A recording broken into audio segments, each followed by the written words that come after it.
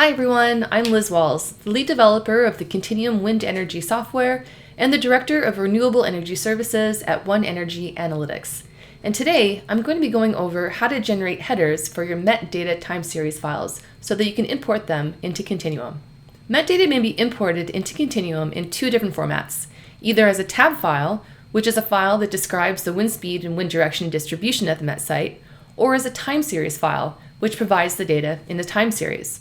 And at the moment, Continuum expects the time series files to have a specific formatting in the headers so that it knows for each column the sensor type, as well as the sensor installation height and the boom orientation.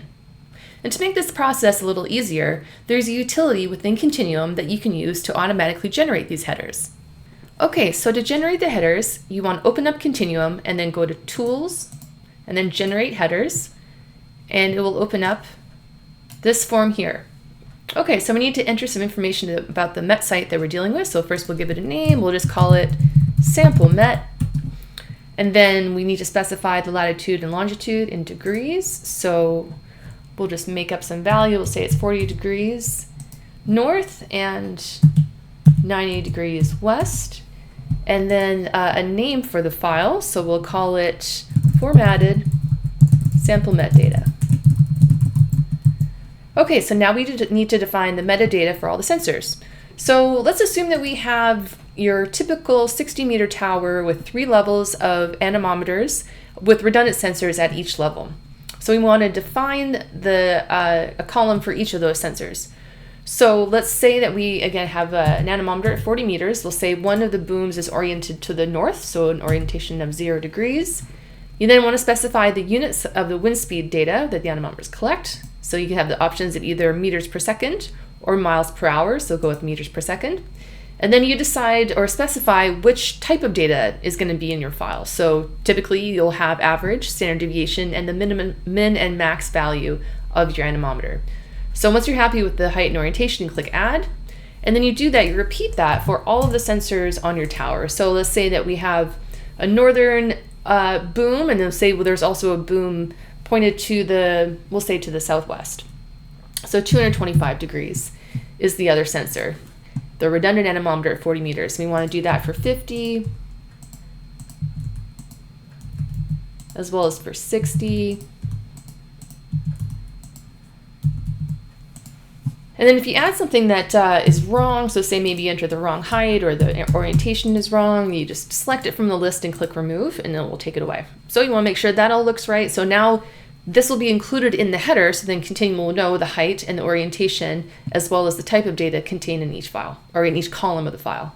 And then do the same for the wind vanes. So we'll assume that we have 2 wind vanes at 2 different levels, just below the anemometers. So we'll say that say we have one vane at 49 meters, and we only have average and standard deviation, so I'm going to uncheck the min-max. So we add that, as well as we'll assume that we have a vane at 59 meters, so we'll add that as well.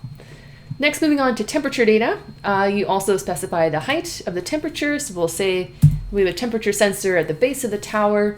You also have to specify the units of your temperature data, either in degrees Celsius or Fahrenheit.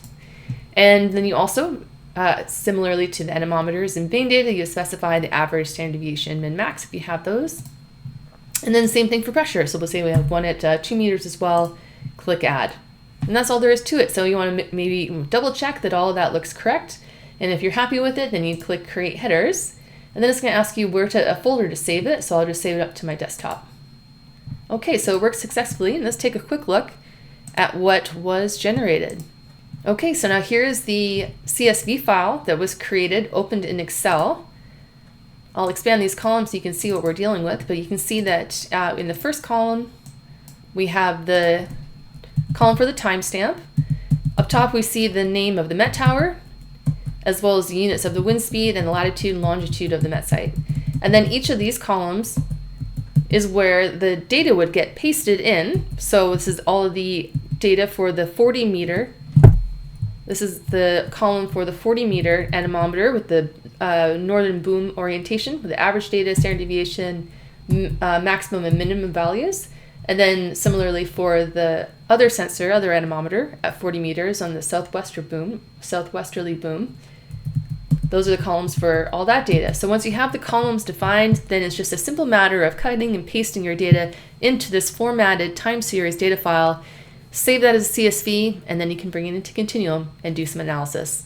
I hope that was a useful tutorial for everyone. If you have any questions, please don't hesitate to reach out through the contact form on the website. Thanks a lot. Take care.